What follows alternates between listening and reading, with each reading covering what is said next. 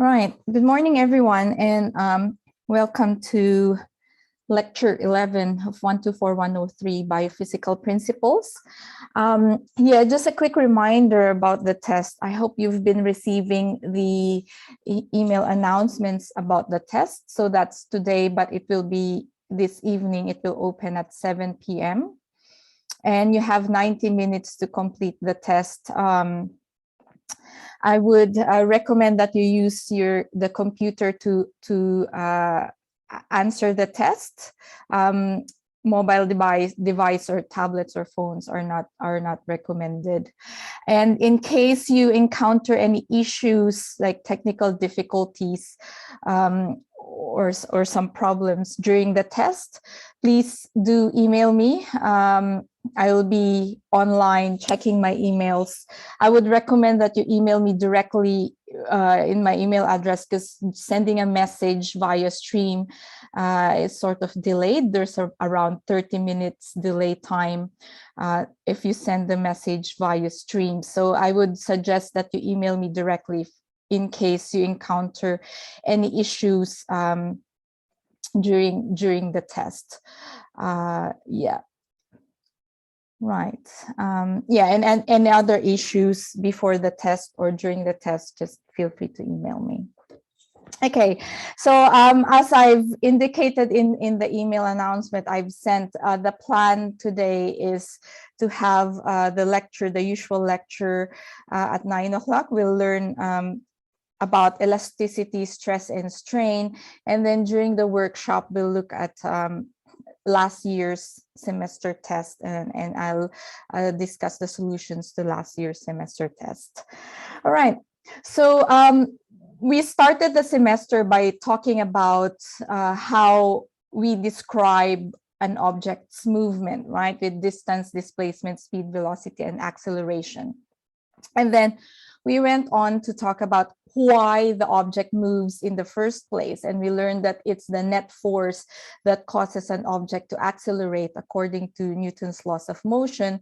If there's a net force, then the object will accelerate. Otherwise, the object will keep doing what it's doing. And then after talking about net forces and acceleration, we also learned that a force can also cause the object to rotate. And then that's where we talked about torques, which is the tendency for the force to rotate an object. Now today, we'll talk about elasticity, and that also is related to force. It essentially says that if you apply a force, the object can deform. And that's the whole thing about elasticity, is applying a force on an object could cause it to deform. And so we will define terms like stress and strain, and strain is related to the deformation that is caused by the force related to stress. And then we will solve problems involving stress and strain, trying to find how much deformation the object experiences when you apply a force on it. And related to the effect of the force on the object's deformation is what we call Hooke's law. So we'll look into that as well, right? Okay, so yeah, so when we talked about forces, Newton's second law of motion, and torques, when the object causes, when force causes the object to accelerate or to rotate, we assumed that the object was rigid so that it did not deform easily. But in reality, objects are deformable. Even solid objects, to some extent, can deform. And so when you apply a force on it, the object can deform, even if it's just microscopic deformation. And the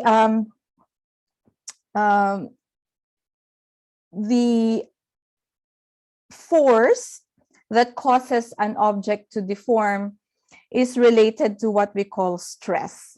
Okay? So when we say stress, it's related to the force that causes the object to deform, and therefore stress. So we use this symbol sigma to signifies stress.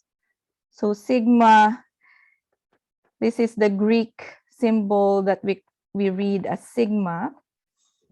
Okay, and we use that to describe the stress on the object. So it's proportional to the force, because of course the bigger the force you apply on the object, then the greater the stress the object should feel, and it's inversely proportional to the cross-sectional area. And last time we learned that if it's inversely proportional, that means that a small area results to a big stress, and a big area results to a small stress. So inverse proportionality means something small results to something bigger, and something big results to something smaller.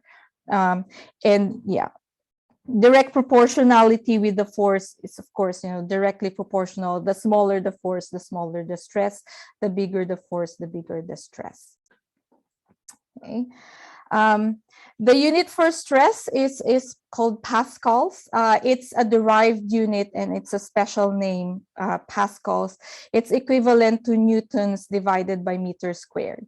So just be conscious with units again. Your area, the unit for area A, should be in meters squared. So you have the base unit for length, meter, and that's squared to give you the area. But any length that's given in units other than meter, say centimeters or millimeters, you then have to convert to meters. And the force should be in newtons. So unit for force, F, should be given in newtons. Okay. Right, so there are three kinds of stresses depending on how the force is being exerted on the object. And this is sort of somehow intuitive. If you pull on an object, we know the object will stretch. So that's the first case here on top. Yeah, something that's soft, like a marshmallow, for example. You stretch, you pull on the marshmallow, you know that the marshmallow will stretch. Okay, and just the special term that we use for the stretching force is tensile stress. Okay, right. So tensile stress, that's the stretching force that's causing tension on the object that causes the object to stretch. Okay? The other force, that's when you compress the object. So in the second figure here, compressive forces, yeah, is when you push on the object so that the object is compressed. So you have squeezing forces. The technical term we use for squeezing forces is compressive stress. Okay. So compressive stress causes the object to compress. So it's like you're squeezing on a marshmallow. Okay, so for the first two forces, the tensile stress and the compressive stress, the key distinguishing feature between about them is that the force is applied perpendicular to the cross-sectional area. So if you see here, this is cross-sectional area is when you cut the marshmallow in half, for example, and the force you're exerting is perpendicular to the cross-sectional area of the object. Then you have tensile or compressive stress, and it just depends whether you're stretching. If you're stretching, then that's tensile stress, and if you're compressing, then that's compressive stress. Okay, the third kind of stress is called shear stress. That's when the force is applied parallel to the surface. So this is a very good example of shear stress. It's when you push on the surface of the book, and notice how the book deforms. Okay, and the deformation is sort of parallel to the force that is applied on the surface of the book. So you have the shear stress where the force is applied parallel to the object. Okay, so these are the three kinds of stresses. But regardless of the type of stress, we can calculate the stress as force divided by cross-sectional area, this equation here. So force, that's the amount of force applied on the object divided by cross-sectional area is when you cut the object and look at the cross-section of it and find the area of that. So for shear stress, the cross-sectional area is defined by this area, the surface area of the book. Okay, so we've seen here that when you apply some stress, you apply force on the object, it will deform. And the amount of deformation is what we call strain. Okay? So yeah, deformation, that's related to the strain experienced by the object. Okay.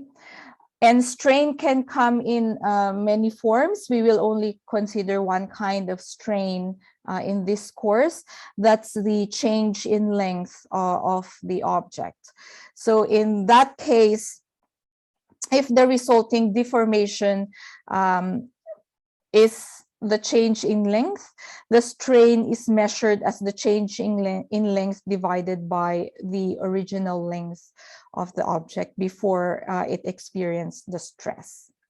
So it's this ratio here. So because it's a ratio of lengths, okay, say for example, the unit for the change in length is meters, and the unit for the original length is also in meters. Therefore, the unit of meter cancels out. So say the unit for delta L, for example, is meters, and the unit for original length is meters. We know meter divided by meter is equal to 1. Anything divided by itself is 1, and that's why there's no unit for strain. Okay, right? Okay, so hopefully, I know it's test day. I hope that the stress is still manageable and you're still not feeling any strain. Yeah, it's ironic that our topic is related to stress and strain, but yeah, sometimes the stress of the test causes all sorts of strain. Yeah, but for our course, stress is the force exerted on the object, and strain is the corresponding deformation, specifically the change in length of the object, right? Okay, so objects have a property about them that makes it resistant for some objects to experience deformation, right? If you think about it, marshmallows, they're easily deformed, whereas something more rigid like wood or steel, they're not easily deformed.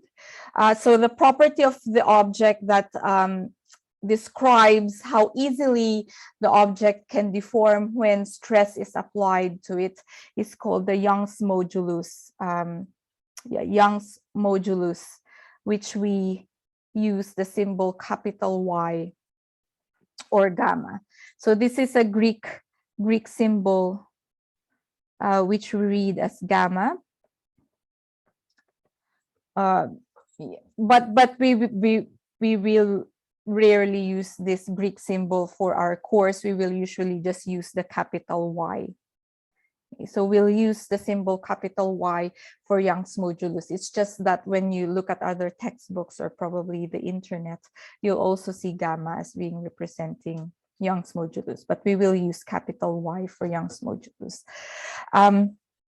So it relates the stress to the corresponding strain. Okay, in most situations, the strain is directly proportional to the stress. So if you think about it, the amount of force you apply on the object is directly proportional to the deformation that the object experiences, and that direct proportionality is what Hooke's law is all about. So Hooke's law just says that the strain, the deformation, is directly proportional to the stress or the force that causes the deformation. Yeah. So the essence of Young's modulus, it relates stress to the strain. But the key idea I want you to grasp is that the Young's modulus is a measure of the material's resistance to deformation. So as I've mentioned earlier, some materials are easily deformed, in which case they have a big value for Young's modulus, whereas other materials are harder to deform, in which case they have a smaller value of Young's modulus. Okay, the Hooke's law relating the stress and strain is given by this equation. The amount of stress is proportional to the amount of strain, and that proportionality constant is the Young's modulus. Okay, in most instances, it doesn't matter whether you compress them or you stretch them, the amount of deformation is similar. That means that they're both resistant or not resistant to compression or stretching, in which case the Young's modulus for tension is equal to the Young's modulus for compression. But an exception to that is bone. Bone has a higher Young's modulus for tension compared to compression. So as you can see in these values here, the Young's modulus for tension is bigger, 16 times 10 to the 9 pascals, compared to the Young's modulus for compression, 9 times 10 to the 9 pascals. All right. So in relation to what we were talking about, Young's modulus measures the material's resistance to deformation. Do you think it's easier to compress the bone, or is it easier to stretch the bone? So tension is stretching. Yeah, tension, this gives you stretching. Yeah, and compression is, of course, compressing. Yeah. So if the Young's modulus for compression is smaller than the Young's modulus for tension, do you think it's easier to compress the bone, or is it easier to stretch the bone? Yeah, good. Yeah. So the smaller the Young's modulus, the easier it is to deform the material. So the Young's modulus for compression is smaller. That means it would be easier to compress the bone as opposed to stretching the bone. Good. All right. Okay, so those are just those three things are the key ideas in this lecture. Stress is the force applied on the object, and that stress is force over area, and the stress applied causes the strain. Strain is the deformation experienced by the object. For our case, it's the change in length over the original length. And the constant that relates, the property of the material that relates the stress to the strain is called the Young's modulus, Y. The smaller the Young's modulus, the easier it is to deform the material. Okay, so just a quick check before moving on to examples of solving problems. Okay, so here is the first conceptual question. Is the Young's modulus of a bungee cord larger or smaller than an ordinary rope? So the bungee cord, it has a characteristic so that it has to stretch, so that when the bungee jumper jumps and the cord is stretched, okay, the bungee cord should stretch so that the bungee cord should stretch to soften the the force experienced by the bungee jumper. Otherwise, if the bungee cord doesn't stretch, then it would yank the bungee jumper, and that would be messy. That's not a pleasant experience. So do you think the Young's modulus of the bungee jumper, of the bungee cord, should be larger or smaller than the Young's modulus of an ordinary rope? Yeah. So the bungee cord should easily stretch, okay, and so the Young's modulus should be smaller. Okay. Right. So elastic bands would also have smaller Young's moduli compared to a chain, for example. Yeah, good. All right. So as you increase the force you apply while pulling a rope, which of the following is not affected? The stress, the strain, the Young's modulus, or will everything be affected, or none of everything, meaning stress, strain, and Young's modulus should be affected, or none of the stress, strain, or Young's modulus is related to the force that you apply in pulling a rope?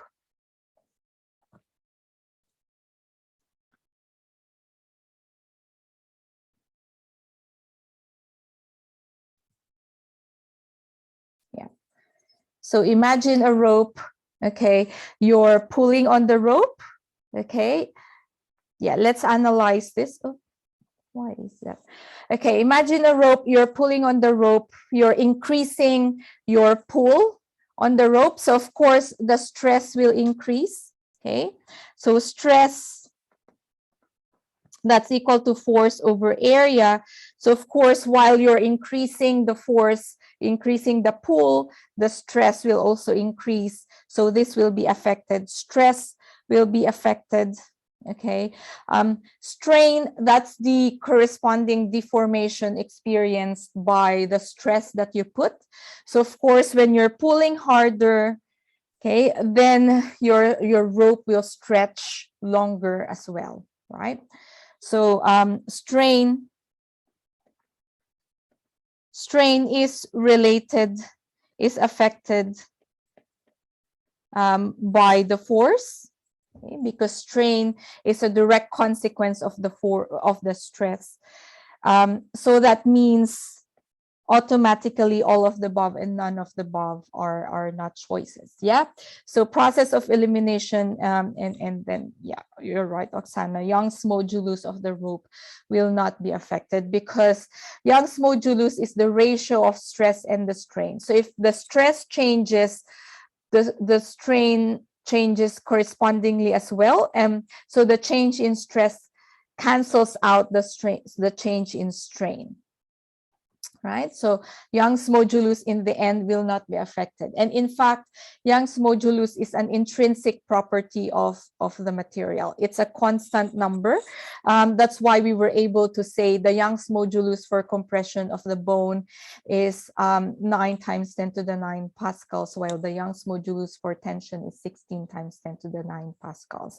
So it's actually a property, intrinsic property of the material that depends on the material. It doesn't depend on the force that is applied on the material. Yeah, so you can think of Young's modulus as a constant number. Okay, cool. All right, so let's now look at examples of how we solve problems relating to stress and strain.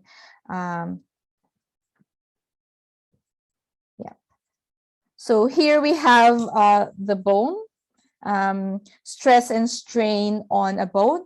A child lands on one leg after jumping, and the average force on the child's femur is 4,500 newtons. The femur has a length of 30 centimeters and a radius of 1.43 centimeters. How much is the femur compressed? So we want to know how much the femur is deformed. And especially if, the bone is broken, there's a significant compression to that. And I personally experienced this jumping from a high height. I underestimated the height of a fence, and I jumped like 2 meters high. And I did fracture my spine, and MRI, X-ray really showed a compression of my spine of about 1 centimeter. So the bone does compress. Okay, and so in this problem, we want to know how much the child's femur compressed because of this 4,500 Newton force. Okay, so for any given worded problem, just like we did in kinematics before, right? Worded problems, it's always useful to write down what's given. So we're given the force. Okay, you can sort of pick out what's given from the units. Newton is the unit of force, so that's 4,500 Newton of force. And then the length, original length of the femur is 30 centimeters. 30 centimeters. And the radius is 1.43 centimeters. So we use r, small r, to represent the radius. Earlier, we already saw the intrinsic property of the bone, the Young's modulus for compression. Oh, Young's modulus for compression is 9 times 10 to the 9 pascals. So this is probably, if you need it, we will give this in the tests or the exam, for example. So we will be giving such constant numbers like Young's modulus. So this is what we know, and we want to find delta L, or the change in length due to the compression. Next thing, look at your units. You have to be in SI or base units. Newtons, you're fine. Centimeters, you have to convert into meters.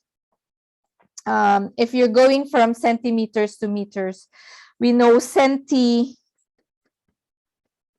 the prefix centi is 10 to the minus 2.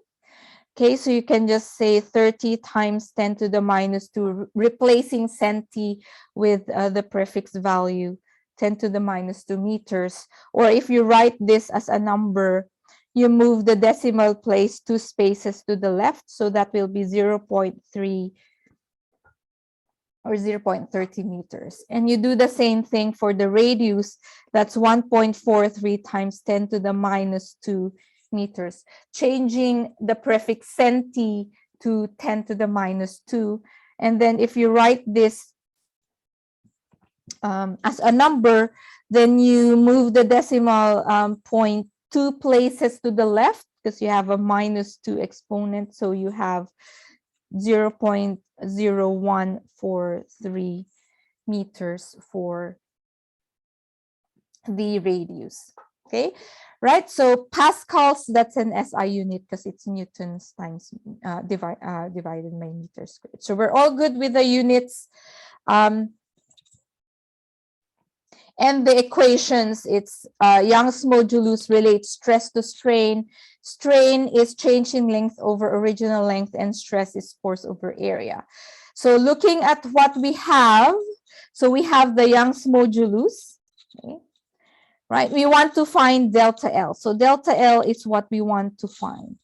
So, so that means to find delta L, we need strain, and we need the original length. Okay, so the original length is given. So we do have the original length, but we don't know the strain.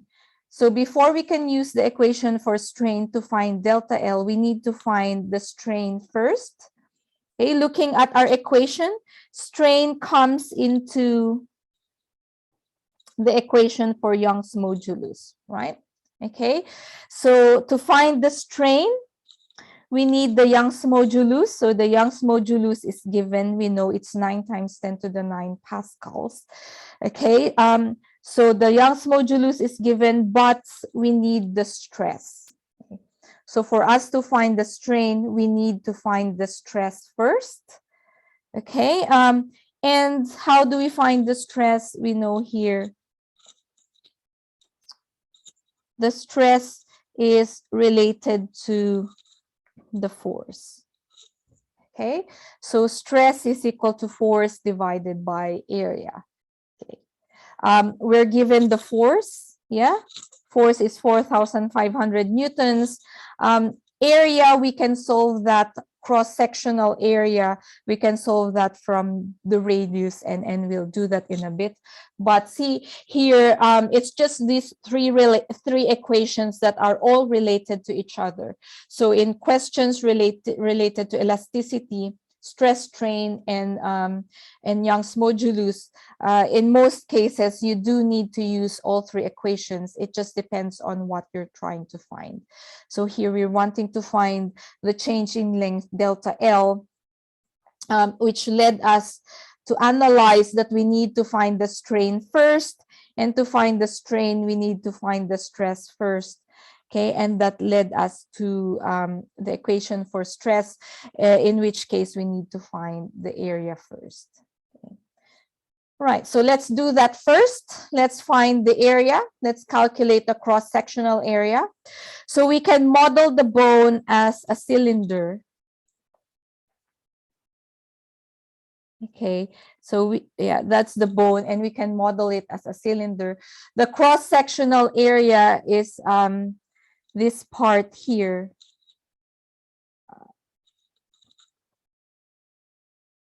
So that's the cross-sectional area of the bone, whose radius is given as r. Okay, so this one here, that's the cross-sectional area that we need to find. Okay. We are given the radius r. Okay, for if you look here, the cross-sectional area looks like a circle. Okay, so cross-sectional area is a circle. Okay. Cross-sectional area of a cylinder is a circle, because if you cut it and look at one end, you'll see a circle. Okay. So your cross-sectional area is a circle, and the area of a circle is equal to pi r squared. Okay. Where r is the radius of the circle. Okay. So this is one useful equation, right?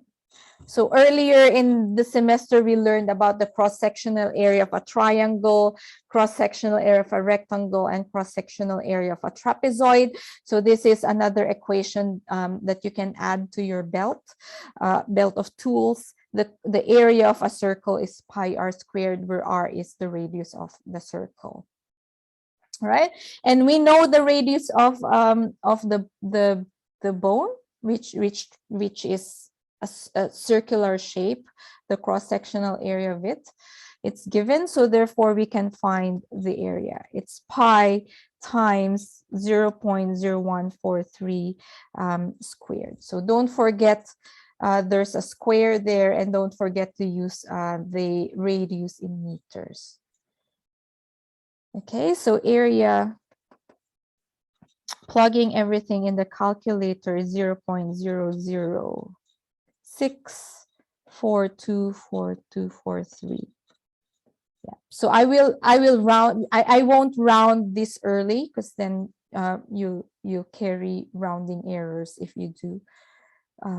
So we'll just round at the end. Okay.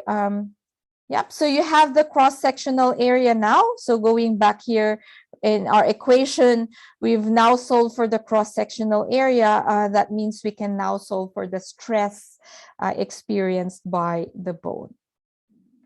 Right? So let's do that. Knowing the area, we can now calculate the stress. Stress is equal to force over the cross-sectional area. Force is given 4,500 newtons, and cross-sectional area is what we found earlier, 0.0006 4244243. Okay. Right. So dividing those two numbers, we have a stress of 7.004716 times 10 to the 6 newtons per meter squared.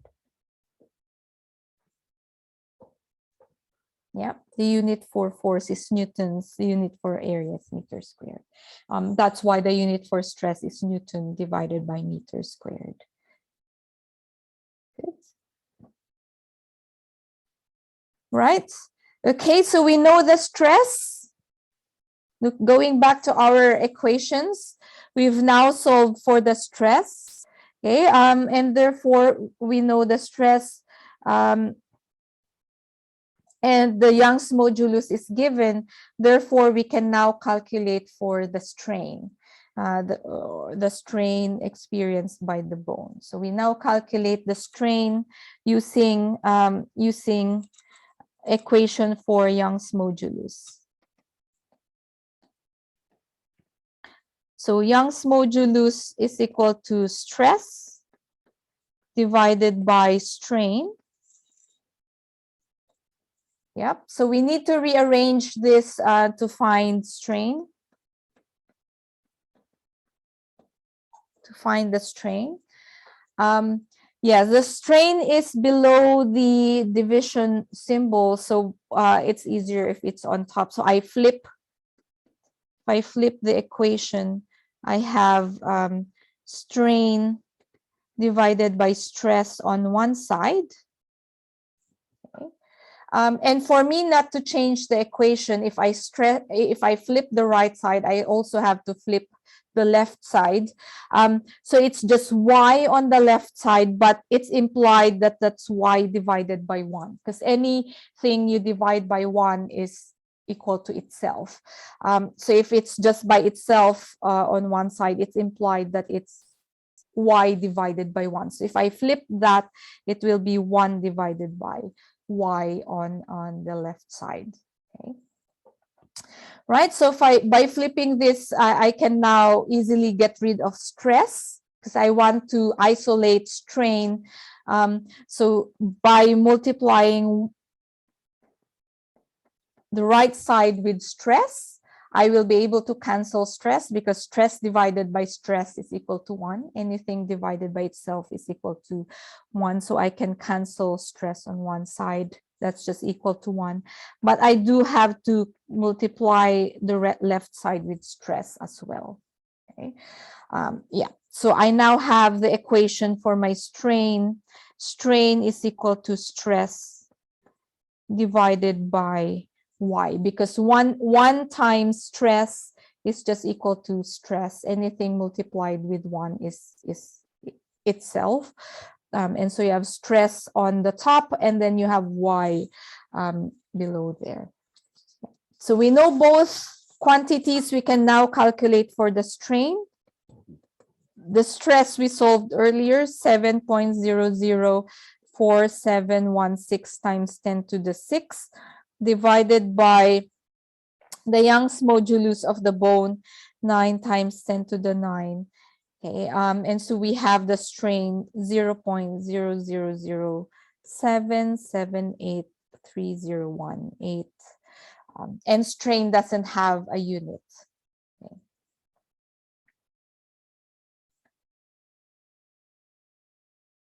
Cool. All right, so we've calculated for the strain. So going back to our equations, we now know the strain, and the original length was given. So we can now solve for what we want, the compression, or how much deformation the bone experienced. Right, so calculate for the compression using the equation for strain. So strain is the change in the length, or the deformation that's experienced divided by the original length. Okay, we want to find delta L.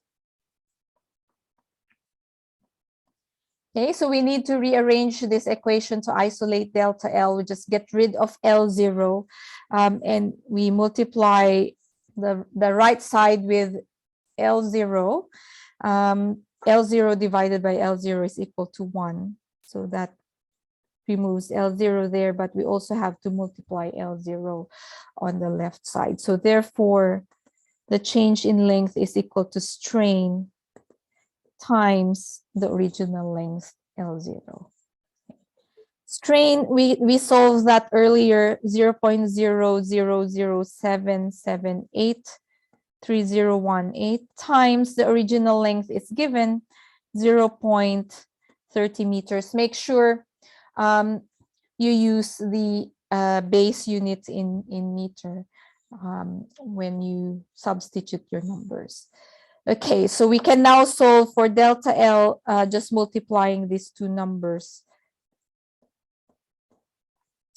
Okay, 0.00233 meters, or if you write that in scientific notation, you move the decimal place 1, 2, 3, 4 spaces to the right. So you have 2.33 times 10 to the minus 4 meters in scientific notation. And then finally, if you round to the correct number of significant figures, say 2 significant figures, 2.3 times 10 to the negative 4 meters. Right? Okay. Right. Are we happy with the solutions? Any question about that, or yeah. Good. All right, good. Okay, so as long as you're systematic in using the equations, yeah, finding anything, finding the deformation or anything else asked in relation to stress, strain, and Young modulus should be fairly systematic. Yeah. Okay, so let's look at another example, this time stretching. Stretching a tendon. We have here a 15 centimeter long tendon. We model the tendon as a cylinder once again.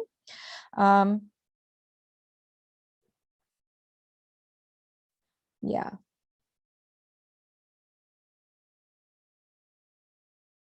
Yeah, that's a very good tip, Oksana. Yeah, so you can substitute numbers, especially in those kinds of equations where you only have 3 things and yeah, 3 things involved in the equation. Then that is an easy way. No, that's good. That's good. It's actually very good that we're sharing, because it could help someone. Yeah. And I do feel that substituting numbers makes things easier because you can visualize the numbers. Yeah, so very good tip. Okay, so here we will again model the tendon using a cylinder. Usually in most cases, we can model physical systems as cylinders, like veins, bones, tendons. We'll model them as cylinders so that the cross-sectional area would also be circular, will be a circle. And we've already learned how to solve for the area of a circle. So this time we are pulling on the tendon. So you have this tension force. Pulling on the tendon, you have a tensile stress in this case, and the tendon is stretched by 3.7 millimeters, and the force applied is 14 newtons. The diameter of the tendon is 8.5 millimeters. And we want to find the Young's modulus of the tendon. So the Young's modulus, it's a constant number. You can look it up in a table. You can Google that as well. It's a constant number. But this time, we will calculate for the Young's modulus. So as usual, write down what's given, because then you can visualize what you know and what you need to find. Okay, we're given the original length, 15 centimeters long. Again, convert that to SI, so base units, centi is again to 10 to the minus 2. So that will be 15 times 10 to the minus 2 meters. If you expand that into a number, you move the decimal place 2 spaces to the left. So you have 0.15 meters if you want to write that as a number. Okay, and then you have it's stretched by 3.7 millimeters. So that's the amount of deformation, amount of stretch, delta L, 3.7 millimeters. So the prefix M, milli, is 10 to the minus 3. Yeah. So we write that 3.7 times 3.7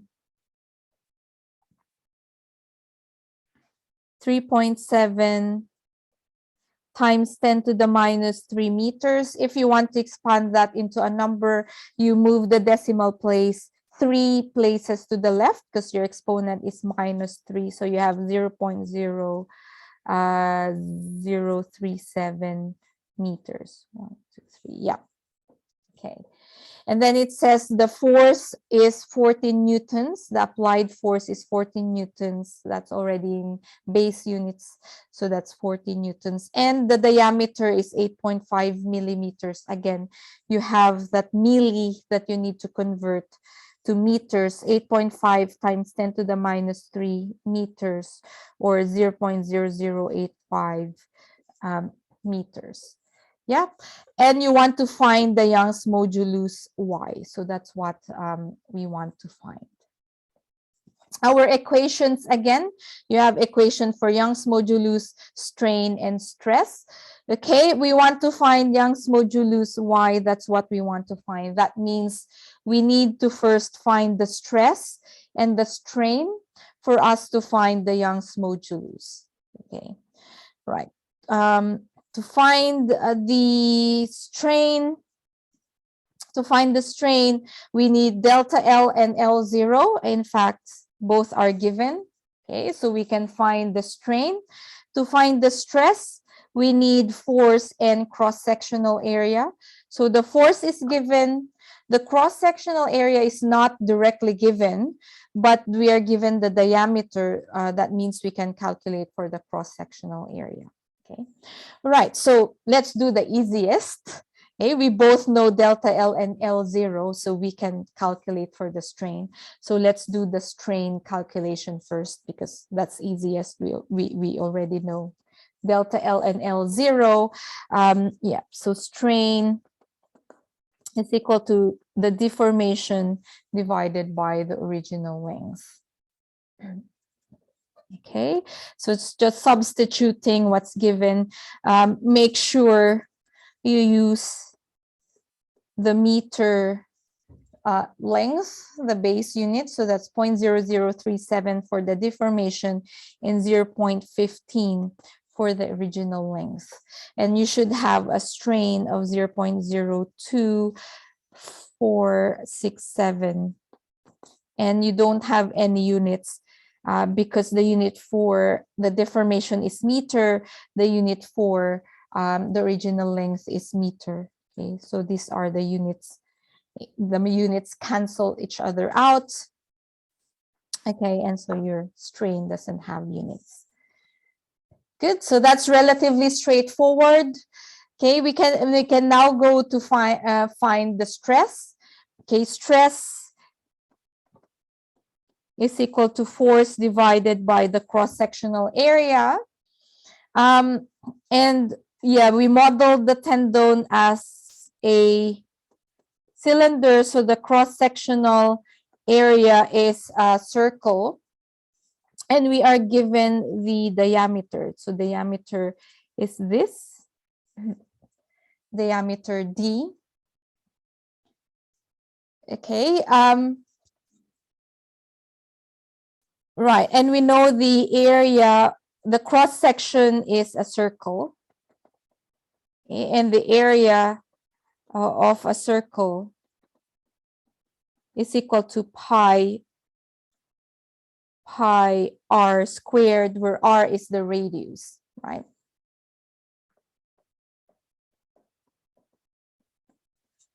So when you're given the diameter, the radius is just half of the diameter, because that's the diameter, and the radius is from the middle to the end. So that's radius. Okay, so that means radius will be half the diameter.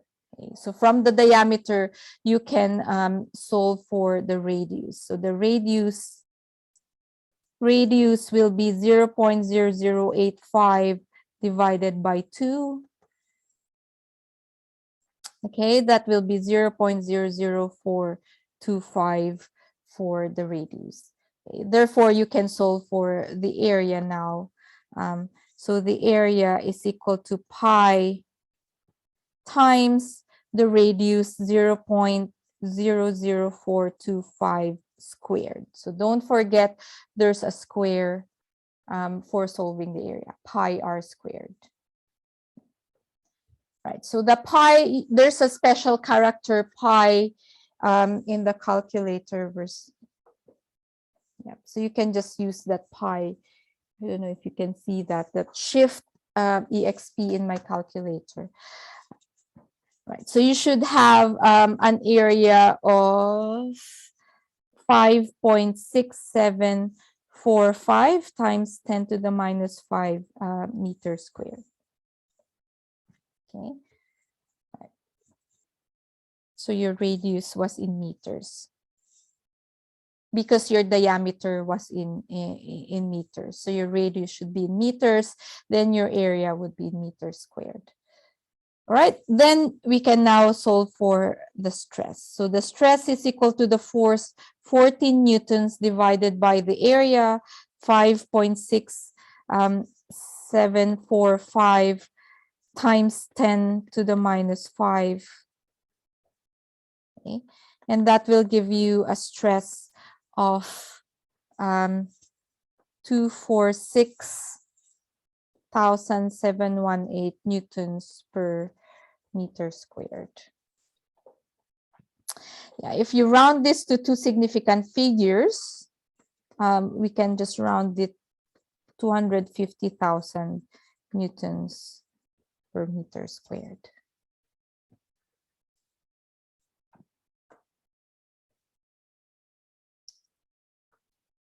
Cool.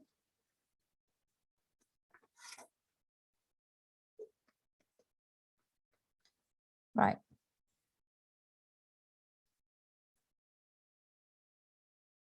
All right. Okay, so now we have the stress. We also solve for the strain. Yeah, I should not round the stress here because we still need to find the Young's modulus. My brain stopped for a moment there. So we should use the unrounded stress to solve for the Young's modulus. We now solve for the Young's modulus. Yeah, we already calculated for the stress. So the Young's modulus stress divided by strain. Okay, we calculated the stress to be 246,718. And the strain, we calculated that to be 0.02467. So the Young's modulus 1.0 times 10 to the 7 newtons per meter squared. Or you can use the unit pascals, because pascals is also newtons per meter squared. Yeah.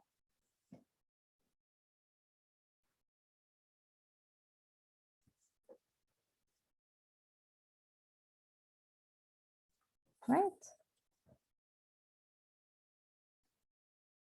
Cool. Are we happy with the solution? Okay, good. Good. I can see thumbs up.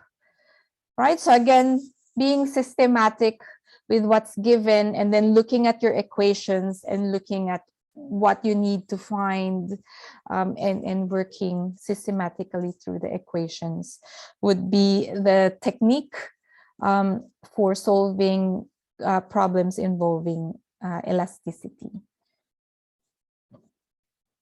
Right, so if we make a graph of the stress versus strain, okay, we can identify some regions here, because if you think about it, okay, so think about a marshmallow.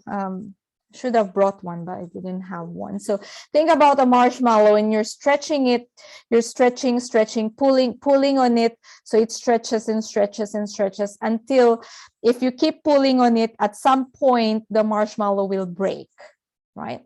And so if you plot what happens to the object, so you're pulling on it, so it's stretching, so the elongation or the deformation increases as you apply a force. So you're stretching and stretching, and that's linear. The amount of force you apply is proportional to the stretch. And then at some point, okay, it becomes plastic. So the plastic region is when if you remove the force, the marshmallow won't go back to its original shape. Okay. So in the elastic region, this is the region when you're stretching and then you let go, the object returns to its original length. Okay, that's the elastic region. At some point, the object will reach its plastic region. At the plastic region, that's the point where you're stretching, and then when you let go, the object is already stretched. It won't go back to its original shape. Okay, so that's the plastic region. Once it reaches plastic region and you keep stretching, it will reach its breaking point, and then that's where the object will break. Okay, so just the key thing here is that all objects will eventually break, no matter how elastic they are in the beginning. If you keep stretching them, they will eventually break. So I think the key thing here is just knowing how to interpret this graph. The linear region is the elastic region, and then that's followed by the plastic region, where the shape of the object is not recovered even after removing the force, and then you have this breaking point. Okay, and there's a question here. A very simple calculator. So is it okay to consider pi as 3.14? Yes, I think I would recommend adding the 2 more digits, so 3.1416, just to be sure. Yeah, 3.1416 for the pi. I would probably suggest that rather than 3.14. Although most of the questions are multiple choice, and when we put choices, they're quite far, so you shouldn't be penalized for using 3.14 or 3.1416 or the pi in the calculator.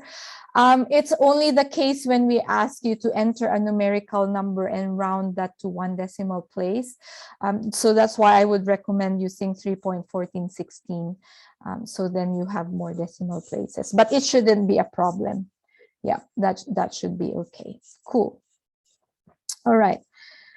Yeah, so this is the stress strain graph for most inorganic materials. It starts immediately with a linear region. Just an exception is for the ligaments.